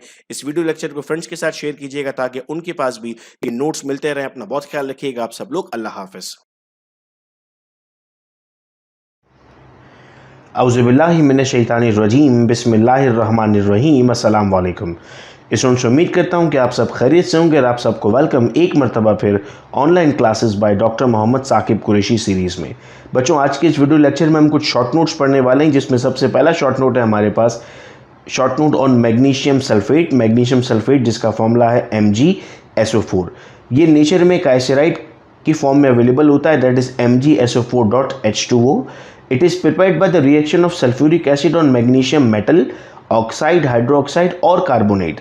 ये कैसे बनता है सर? या तो मैग्नीशियम मेटल रिएक्ट करे सल्फ्यूरिक एसिड के साथ, या फिर मैग्नीशियम का ऑक्साइड, या उसका हाइड्रोक्साइड, या उसका कार्बोनेट। तो आप इक्वेशंस में बेटे देख सकते हैं Mg plus H2SO4 will form MgSO4 plus H2, MgO plus H2SO4 will form MgSO4 plus H2O, MgOH twice plus H2SO4 will form MgSO4, MgCO3 plus H2SO4 will form MgSO4। यानी sulphuric acid में जो SO4 मौजूद है ये magnesium के साथ react करता है, और अगर ऑक्सीजन यहाँ पर मौजूद होगा तो वाटर बनेगा, और मौजूद नहीं होगा तो आप देख रहे हैं कि सिंपल हाइड्रोजन बनता है, और अगर कार्बन मौजूद था तो आप देख रहे हैं कि कार्बन डाइऑक्साइड भी बनती है। The heptahydrate magnesium sulphate dot 7H2O। Hepta मतलब 7, हाइड्रेट मतलब वाटर। अगर मैग्नीशियम सल्फेट के साथ 7 वाटर मॉलिक्यूल लगा दिए जाते हैं तो अब इस सॉल्ट को बेटा हम नाम देते हैं इप्सम सॉल्ट। याद रहे एग्जाम में MCQs में काइसेराइड का भी और इप्सम सॉल्ट का भी फॉर्मूला पूछा जाता है। It is use as a mild purgative. It is soluble in water, ये पानी में सॉल्युबल है। When heated crystalline Epsom loses water forming anhydrous magnesium sulphate. जब हम कहते हैं कि सर इसे हम हीट करते हैं तो उसमें से वाटर रिमूव हो जाता है और पीछे एनहाइड्रस मैग्नीशियम सल्फेट मिलता है। तो ये शॉर्ट नोट हमें 2 मार्क्स के लिए पूछा जाता है, जिसमें हम इसकी प्रॉपर्टीज़ और प्रिपरेशन लिखते हैं। ये इक्वेशन से पहले आपकी हेडिंग लग जाती है प्रिपरेशन ऑफ मैग्नीशियम सल्फेट, और ये 4 आप इक्वेशंस लिख देते हैं। अब आते हैं सेकंड शॉर्ट नोट पर हमारे पास कैल्शियम सल्फेट। कैल्शियम सल्फेट क्या है सर? CaSO4।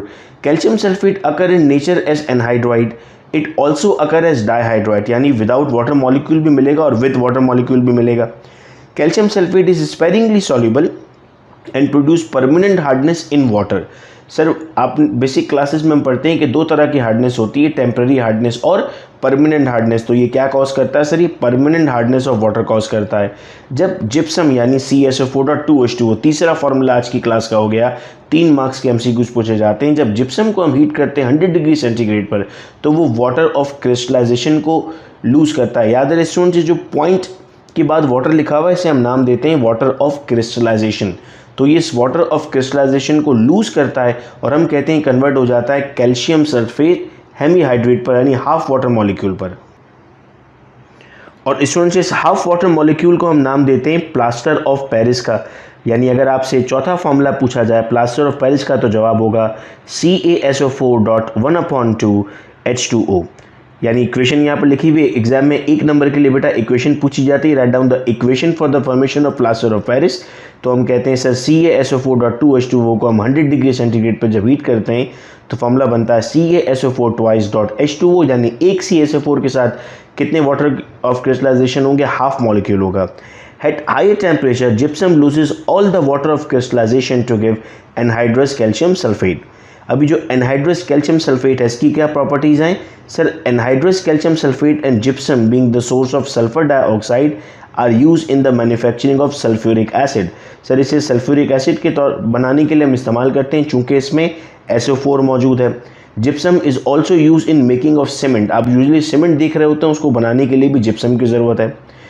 अब एग्जाम में एक क्वेश्चन पूछा जाता है why plaster of Paris is use in surgery. उसका जवाब हम यहाँ जान रहे हैं अभी बेटा। CaSO4.1/2H2O यानी plaster of Paris when mixed with water sets in about 5 minutes to a hard mass. आपने 9th क्लास में जब एक्सपेरिमेंट्स किए होते हैं गैस बनाने के, तो उसमें आप कॉर्क को सील करते हैं ताकि वहाँ से गैस रिमूव ना हो। आप उसमें जो चीज़ इस्तेमाल करते हैं वो प्लास्टर ऑफ पेरिस होता है और कुछ लोग इसे वाइट सीमेंट भी कहते हैं। This setting take place with expansion. This property permit to use in the preparation of molds used in surgery and castings. अक्सर जो कहते हैं हाथ पे प्लास्टर बांध कर आए वो भी बेसिकली प्लास्टर ऑफ पेरिस होता है। तो ये सेकंड शॉर्ट नोट बेटा हमने यहाँ पर कंप्लीट किया। अब आइए बढ़ते हैं थर्ड शॉर्ट नोट की तरफ, और थर्ड शॉर्ट नोट है हमारे पास ब्लीचिंग पर। Bleaching powder, professor Odling suggested the formula of bleaching powder as CaOClCl या फिर CaOCl2। याद है स्टूडेंट्स, ये भी इम्तहान में पूछा जाता है MCQs में, तो हम साथ साथ टॉपिक इसलिए डिस्कस करते हैं ताकि हमारी प्रिपरेशन इजी होती रहे। और अब इंशाल्लाह हम 1 से 2 वीडियो लेक्चर में चैप्टर नंबर 3 भी अपना कंप्लीट कर लेंगे और फिर हम ऑर्गेनिक के पोर्शन की तरफ जाएंगे। It is prepared on large scale by Hasenclever process. ये भी हमें याद रखना होगा, पूछा जाता है MCQs में कि कौन से प्रोसेस से बनाया जाता है। The plant consist of number of iron cylinders in which chlorine is brought in contact with slack lime. Slack lime का फॉर्मूला क्या है? CaOH2। अपनी कॉपी के लास्ट में आप एक काम कीजिए, हेडिंग लगा दें कॉमन नेम और फॉर्मूला। जितने भी अब हम पढ़ते जा रहे हैं और आगे हम पढ़ेंगे सब आप एक जगह नोट कर लेंगे, चूँकि ये इम्तहान में बहुत ज़्यादा पूछे जाते हैं। इक्वेशन बेटा हमारे पास क्या बनती है? CaOH2 + Cl2 से फॉर्म होता है CaOCl, जिसे हम नाम दे रहे हैं ब्लीचिंग पाउडर का। The bleaching powder so form is collected. It is white amorphous powder with smell of chlorine. ये क्लोरीन गैस की स्मेल रखता है। रिएक्शंस क्या होंगे सर इसके? Bleaching powder is generally use with reasonable quantity of water in aqueous solution. It liberate chlorine. अगर आप water के साथ इसको रिएक्ट करते हैं तो ये क्लोरीन गैस लिबरेट करना स्टार्ट करता है, यानी कैल्शियम हाइड्रोक्साइड भी बनता है और साथ में क्लोरीन बन जाता है। When it reacts with acid chlorine is set free. जब ये एसिड के साथ भी रिएक्ट करता है तब भी क्लोरीन मिलता है हमें, यानी वाटर के साथ रिएक्ट करेंगे तब भी क्लोरीन मिलेगा, एसिड के साथ रिएक्ट करेंगे तब भी क्लोरीन मिलेगा। It liberate HOCl on reaction with atmospheric carbon dioxide and moisture. अगर आप एटमॉस्फेयर में छोड़ देंगे इस ब्लीचिंग पाउडर को तो इससे हमें कैल्शियम कार्बोनेट, कैल्शियम क्लोराइड और हाइपोक्लोरस एसिड मिलेगा। क्या क्या यूजेस हैं इसके? यूजेस सर अलग से एग्जाम में लिखने के लिए आते हैं 2 मार्क्स के लिए। It is use for the sterilisation of drinking water. पीने के पानी को साफ करने के लिए इस्तेमाल किया जाता है। It is use for bleaching of cotton, linen and paper pulp. Cotton, linen और पेपर पल्प के लिए इस्तेमाल किया जाता है ब्लीच करने के लिए। It is use for the preparation of chlorine and chloroform. इसे क्लोरीन गैस बनाने के लिए और क्लोरोफॉर्म बनाने के लिए भी इस्तेमाल किया जाता है। बच्चों, मैं उम्मीद करता हूँ कि लेक्चर हमें समझ में आया और एक और वीडियो लेक्चर में हम ग्रुप 10 पढ़ेंगे। इसके बाद chapter number 3 second year chemistry complete हो जाएगा। चैप्टर नंबर 1 हमने पढ़ लिया, चैप्टर 2 पढ़ लिया और अब एक क्लास बाद इंशाल्लाह चैप्टर 3 कंप्लीट होगा। हम इसी तरह वीडियो लेक्चर्स में अपना पूरा कोर्स कंप्लीट करेंगे। वीडियो लेक्चर अपने फ्रेंड्स के साथ ज़रूर शेयर कीजिएगा ताकि उनके पास भी तमाम इन्फॉर्मेशन पहुँचे। अपना बहुत ख्याल रखिएगा आप सब लोग। अल्लाह हाफिज़।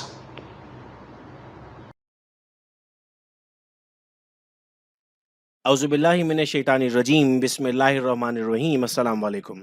स्टूडेंट्स, उम्मीद करता हूँ कि आप सब खैरियत से होंगे और आप सबको वेलकम एक मरतबा फिर ऑनलाइन क्लासेस में। स्टूडेंट्स, अगर आप इस वीडियो लेक्चर को फर्स्ट टाइम सुन रहे हैं और आप हमारे व्हाट्सएप ग्रुप में शामिल नहीं, तो आप 0333224301 पर अपने नाम और कॉलेज के साथ हमसे रब्ता कीजिए ताकि आपको व्हाट्सएप ग्रुप का हिस्सा बना दिया जाए। स्टूडेंट्स, आज हम पढ़ने जा रहे हैं contact process second year chemistry से, which is used for the production of sulphuric acid. आइए इनके मैकेनिज्म को समझते हैं और साथ में हम इसकी प्रॉपर्टीज और यूजेस को भी जानेंगे। The sulphuric acid is prepared through contact process these days. ये भी एमसीक्यूज में पूछा जाता है कि सल्फ्यूरिक एसिड यानी H2SO4 king of all acids कौन से मेथड से बनाया जाता है, तो आंसर होगा कॉन्टैक्ट प्रोसेस। अब कुछ स्टेप्स हैं हमारे पास, आइए पहले हम स्टेप वाइज इनको समझते हैं और फिर इसके बाद हम समराइज भी करेंगे। स्टेप नंबर 1, हम सबसे पहले SO2 हासिल करेंगे। कैसे हासिल करेंगे सर? हम सल्फर या फिर इसके किसी और को, आयरन पायराइड को बर्न करेंगे in the presence of oxygen, तो हमें क्या मिलेगा? हमें सल्फर डाइऑक्साइड मिलेगा। तो फॉर्मूला इस वक्त स्क्रीन पर आप इक्वेशन देख रहे हैं, 2S + 2O2 will form 2SO2। Equation balance है, 2 सल्फर रिएक्टेंट पर, 2 सल्फर प्रोडक्ट पर, 4 ऑक्सीजन रिएक्टेंट पर और 4 ऑक्सीजन आपको प्रोडक्ट पर मिल रहे हैं। स्टेप नंबर 2 में हम कहते हैं कि हमारे पास, चूंकि अगर किसी और का आपने इस्तेमाल किया था तो उसमें इम्प्योरिटीज भी हो सकती है। इम्प्योरिटीज में डस्ट हो सकती है, आर्सेनिक ऑक्साइड हो सकता है, वेपर्स हो सकते हैं। तो सेकंड स्टेप में आप क्या करेंगे कि इस SO2 को आप मूव करेंगे डस्ट कैचर में। तो हमने पॉइंट लिखा, the SO2 is pass through the dust catcher which remove the dust particles. अब डस्ट पार्टिकल रिमूव हो चुके हैं, कूल करने के बाद हम इसे वॉशिंग टावर की तरफ ले जाएंगे। स्टेप नंबर 3, स्टेप 3 में हम कहते हैं the washed and dried SO2 is taken into contact chamber and then is treated with air और oxygen to form sulphur trioxide. अब हमने और ऑक्सीजन से इसे रिएक्ट किया तो SO2 में जब ऑक्सीजन रिएक्ट हुई तो क्या बना? SO3 बना। इक्वेशन अगेन हम देख रहे हैं कि बैलेंस इक्वेशन है। स्टेप नंबर 4 में हम कहते हैं now this SO3 absorbs in sulphuric acid to form oleum. Oleum क्या होता है सर? H2O7 पर हमारे पास जो फॉर्मूला बनता है उसे हम नाम देते हैं ओलियम। हमने क्या किया अब इस चैम्बर में? हमने कहा कि SO3 को हमने कुछ अमाउंट ऑफ सल्फ्यूरिक एसिड में एब्जॉर्ब किया तो हमारे पास एक नया केमिकल कंपाउंड मिला जिसे हमने नाम दिया ओलियम का। याद है स्टूडेंट्स की ओलियम भी एमसीक्यूज में पूछा जाता है कि ओलियम का फॉर्मूला क्या होगा, तो हमें याद है H2S2O7। स्टेप नंबर 5 में हम कहते हैं कि इस ओलियम को हम वाटर में डिसॉल्व करते हैं और इससे हमें सल्फ्यूरिक एसिड मिलता है। यानी आप इक्वेशन देख रहे हैं H2S2O7 में जब हमने वाटर ऐड किया तो हमें क्या मिला? H2SO4 मिला। अब कुछ स्टूडेंट्स को हमेशा एक कंफ्यूजन रहती है कि सर अगर H2SO4 को रिएक्ट करके SO3 के साथ ओलियम बनाया था और दोबारा H2SO4 मिला तो इससे हमें फायदा क्या हुआ? H2SO4 के इस्तेमाल से H2SO4 बन गया। यहाँ पर नंबर ऑफ मोल्स पर गौर कीजिएगा। यहाँ आपने कितने मोल इस्तेमाल किए सर? 1, और आपको कितने मिले? 2, यानी सिंपल डबल मिला। अगर आप 500 ml इस्तेमाल करते हैं तो आपको 1000 ml मिलता। अगर आप 1000 ml इस्तेमाल करते तो आपको 2000 मिलता, यानी आपने प्रोसेस को डबल कर दिया। आइए बच्चों इक्वेशंस को समराइज कर देते हैं। पहली इक्वेशन क्या थी? 2S + 2O2 will form 2SO2। हम कहते हैं सल्फर डाइऑक्साइड बनेगा। फिर क्या हुआ सर? ये डस्ट कलेक्टिंग चैम्बर में गया जहां पर तमाम इम्प्यूरिटीज रिमूव हो गई। फिर SO2 में O2 मिक्स हो गया, क्या बना? SO3। SO3 को हमने 1 मोल ऑफ सल्फ्यूरिक एसिड से गुजारा, क्या बन गया? H2S2O7 that is oleum. इस ओलियम में वाटर रिएक्ट किया, क्या बन गया? H2SO4 कॉन्टैक्ट प्रोसेस के थ्रू। क्या फिजिकल प्रॉपर्टीज हैं sir? It's melting point is 10.5 degree centigrade, it is soluble in water, it cause the burns और pain, it is colourless, odourless और विस्कस। सर ये बात हम जानते हैं कि वाटर में इसे डाइल्यूट करके बनाया जाता है तो it is soluble in water. ये स्किन को जला देता है, पेन कॉज करता है। सल्फ्यूरिक एसिड हमने स्कूल में इस्तेमाल किया था, हमें बताया गया था बहुत डेंजरस है। And it is colourless, odourless और इट मे बी विस्कस। इस्तेमाल कहाँ करते हैं सर? लैब रिएजेंट के तौर पे इस्तेमाल करते हैं, लेबोरेटरीज में हम इस्तेमाल कर रहे होते हैं, इसे डिहाइड्रेटिंग एजेंट के तौर पे इस्तेमाल किया जाता है। डिहाइड्रेटिंग एजेंट का मतलब क्या होता है? जब हमें वाटर रिमूव करना होता है। ऑर्गेनिक के कितने रिएक्शंस आप पढ़ते हैं जहां आपको वाटर रिमूव करना होता है, तो आप क्या इस्तेमाल करते हैं सर? हम वहां पर इस्तेमाल करते हैं H2SO4 को, concentrated H2SO4। It is use as industries like cotton और paper and it is use in the preparation of explosives. तो स्टूडेंट ये एक टॉपिक था जिससे हमें एग्जाम में एमसीक्यूज लाजमी पूछे जा रहे होते हैं। उम्मीद करता हूं कि टॉपिक हमें क्लियर था। इंशाल्लाह नेक्स्ट वीडियो लेक्चर्स में हम और टॉपिक्स आपके सामने रख देंगे ताकि अपनी प्रिपरेशन और ज़्यादा आसान हो जाए हमारे लिए। इस वीडियो लेक्चर को अपने फ्रेंड्स के साथ ज़रूर शेयर कीजिएगा ताकि ये तमाम इन्फॉर्मेशन उन तक पहुंचे। बहुत शुक्रिया इस वीडियो लेक्चर को सुनने का। अपना बहुत ख्याल रखिएगा आप सब लोग। अल्लाह हाफिज़। औज़ुबिल्लाहिमिनश्शैतानिर्रजीम बिस्मिल्लाहिर्रहमानिर्रहीम अस्सलाम वालेकुम। बच्चों, मैं उम्मीद करता हूँ कि आप सब खैरियत से और आप सबको वेलकम एक मरतबा फिर ऑनलाइन क्लासेस में। कल कुछ बच्चों ने कमेंट्स किए और मैसेजेस पर रिक्वेस्ट की कि सर IUPAC इनऑर्गेनिक कंपाउंड्स पर वीडियो बना दें आसान करके। तो आज का video lecture IUPAC inorganic compounds पर है। याद रहे, ऑर्गेनिक कंपाउंड्स का IUPAC ऑलरेडी अपलोड किया जा चुका है। बच्चों को प्रॉब्लम रहती है इसको सॉल्व करने की, तो आज की इस क्लास में हम ट्रिक के ज़रिए ये जान लेंगे कि आपका कंपाउंड कोई भी हो आप उसको नाम कैसे देंगे। स्क्रीन पर इस वक्त बहुत कुछ आपको नज़र आ रहा है, एक एक करके मैं आपको समझाता हूँ। लेकिन सबसे पहले कुछ चार्जेस हमें याद करने पड़ेंगे जो मैंने इस तरफ लिख दिए हैं एक साथ करके। ये मैक्सिमम चार्जेस हैं जिनसे पेपर में सवाल पूछा जाता है, तो आइए इनको याद कर लेते हैं। अगर H2O होता है तो हम उसका चार्ज 0 यानी न्यूट्रल लिगेंड कहते हैं इसे। NH3 होगा तो चार्ज 0 होगा। अगर फ्लोरीन है तो -1, ऑक्सीजन है तो -2, क्लोरीन -1, ब्रोमीन -1, आयोडीन -1। बेसिकली ये इनकी वैलेंसीज हैं। वैलेंसीज तो आपने पढ़ी हैं। CN यानी साइनो होगा -1, NO2 -1, NO3 -1, OH -1, NH2 -1, C2O4 -2 और CO3 -2। ये बेसिक चार्जेस आपको याद कर लेने। अगर ये बेसिक चार्जेस हमें याद हो जाएंगे तो हम यहाँ कर सकते हैं। अगला सवाल आता है सर ये करते क्यों हैं? जितने भी ट्रांजिशन एलिमेंट्स हैं वो क्रिस्टल फील्ड थ्योरी के ज़रिए उनका ऑक्सीडेशन स्टेट चेंज होता रहता है, तो आपके पास ऑक्सीडेशन नंबर वेरी करता है। आइए अब ट्रिक की तरफ बढ़ते हैं। सर हम सबसे पहले यहाँ पर लिख रहे हैं कैटाइन, न्यूट्रल और एनाइन। हम कंपाउंड को कैटाइन कब कहेंगे? जब कोई नेगेटिव ब्रैकेट के बाहर होगा। हम कंपाउंड को न्यूट्रल कब कहेंगे? जब सब कुछ ब्रैकेट के अंदर होगा। हम कंपाउंड को एनाइन कब कहेंगे? जब कोई पॉजिटिव ब्रैकेट के बाहर होगा। फिर रिपीट करता हूँ, कैटाइन कब कहेंगे? जब नेगेटिव ब्रैकेट के बाहर है। न्यूट्रल कब कहेंगे? जब सब कुछ अंदर है। एनाइन कब कहेंगे? जब पॉजिटिव ब्रैकेट के बाहर है। इतना समझ में आ गया हम सबको? ये हमने अपने पास नोट कर लिया, ये वाली बात हम सबको समझ में आ गई। अब यहाँ मैंने कुछ नंबरिंग की हुई है, 213, 231, 132। अब आपको ये याद कर लेना है बस कि अगर कैटाइन है तो 213, न्यूट्रल है तो 231 और एनाइन है तो 132। सर इससे हमें क्या याद होने वाला है? आइए इसको जानते हैं। देखें आपके पास अभी ये कंपाउंड आ गया CONH3 6Cl3। जो पहले था उसको आपने 1 कह दिया, जो उसके बाद लिखा हुआ था उसको आपने 2 कह दिया, जो उसके बाद लिखा हुआ था उसको आपने 3 लिख दिया। तो ये सिंपल 1 2 3 हो गया। आपका फॉर्मूला क्या है? 2 1 3, यानी पहले 2 लिखना, फिर 1 लिखना, फिर 3 लिखना। 2 पर कौन है? देखो एरो लगाया हुआ है, 6 है तो हेक्सा। NH3 को क्या कहते हैं? अमाइन।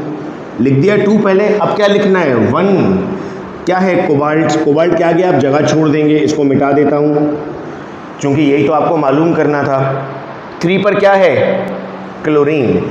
जब नेगेटिव लास्ट में होगा तो उसे आप IDE पर एंड करेंगे, जैसे आयोडाइड, ब्रोमाइड, क्लोराइड। बीच में होता है तो कहते हैं क्लोरो, आयोडो, ब्रोमो।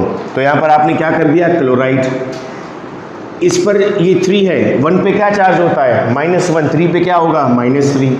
ओवरऑल जो कंपाउंड है वो न्यूट्रल है, यानी मैं आपसे कहता हूँ x - 3 = 0। तो x की वैल्यू क्या है? सर x की वैल्यू +3 है। आपने यहाँ पर क्या लिख दिया? 3। हो गया सॉल्व। ये तो मैंने और लॉन्ग कर दिया ये x का फॉर्मूला लगाकर। सिंपल था, यहाँ -3 है, यहाँ +3 होगा, चूंकि NH3 पर कोई चार्ज नहीं होता, मैंने पहले पढ़ लिया था वो 0 है।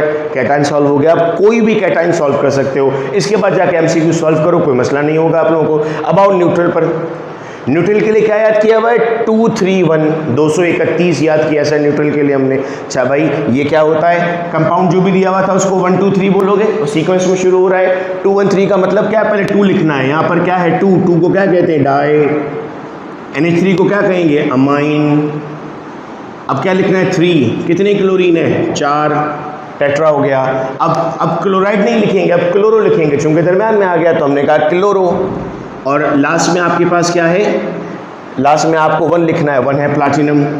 आइए वैलेंसी मालूम करते हैं। ओवरऑल चार्ज 0 है, इस पर 0, इस पर -4, तो कौन सी वैल्यू इसको कैंसिल कर रही है? +4। आपने यहाँ 4 लिख दिया, सॉल्व हो गया, आपको ऑक्सीडेशन नंबर पता लग गया। आइए अब चलते हैं एनाइन की तरफ। एनाइन क्या है? एनाइन का फॉर्मूला है 132, ये हमारी ट्रिक है। 132, 213, 231, 132। अब एनाइन किसको कह रहे थे? जिसमें पॉजिटिव चार्ज बाहर है, ये बाहर रखा हुआ है। अब क्या है? 132, 1 पर क्या है? 1 पर पोटेशियम है, आपने पोटेशियम लिख दिया। फिर 3 लिखना है, 3 पर क्या है? हेक्सा सायानो। लास्ट में फेरेट, Fe। जब लास्ट में लिखते हैं तो हम ATE का इस्तेमाल करते हैं। इसमें कोबाल्टेट हो जाता अगर कोबाल्ट होता, तो क्यूपरेट हो जाता अगर कॉपर होता, तो ये फेरेट बन गया। अब इस पर क्या चार्ज है? सर 1 पर -1 है, तो 6 पर कितना हो जाएगा? -6। इधर है +3, इधर क्या लिख दूं कि ओवरऑल 0 आ जाए? इधर अगर +3 लिख दूं तो ओवरऑल 0 हो जाएगा, तो मैंने यहाँ क्या लिख दिया? 3 लिख दिया। अब एक छोटी सी कन्फ्यूजन जो रहती है स्टूडेंट्स को, क्या कन्फ्यूजन रहती है? सर कन्फ्यूजन ये रहती है बच्चों को कि यहाँ पर आपने ट्राई क्यों नहीं लिखा? फिर कन्फ्यूजन रहती है, सर यहाँ पर आपने ट्राई क्यों नहीं लिखा? तो ये जो 3 है वो इसकी वैलेंसी बता रहा था, इसीलिए हम नहीं लिखते। ये जो 3 है इसकी वैलेंसी बता रहा था, इसलिए हम यहाँ पर नहीं लिखते। तो ओवरऑल कंबाइंड फॉर्म में हमारे पास क्या आ जाता है? ओवरऑल कंबाइंड फॉर्म में हमारे पास आ जाता है इसका फॉर्मूला। तो अब हम बड़ी आसानी के साथ ये याद कर चुके कि कैटाइन 213 है, एनाइन 231 है और एनाइन हमारे पास 132 है। अब कोई भी सवाल इससे अगर हमें पूछ लिया जाएगा तो हम बड़ी आसानी के साथ उसे सॉल्व कर सकते हैं। अगर किसी और टॉपिक की इस तरह के ट्रिक्स चाहिए हमें तो आप कमेंट बॉक्स में भी लिख सकते हैं, या फिर आप मुझे व्हाट्सएप पर भी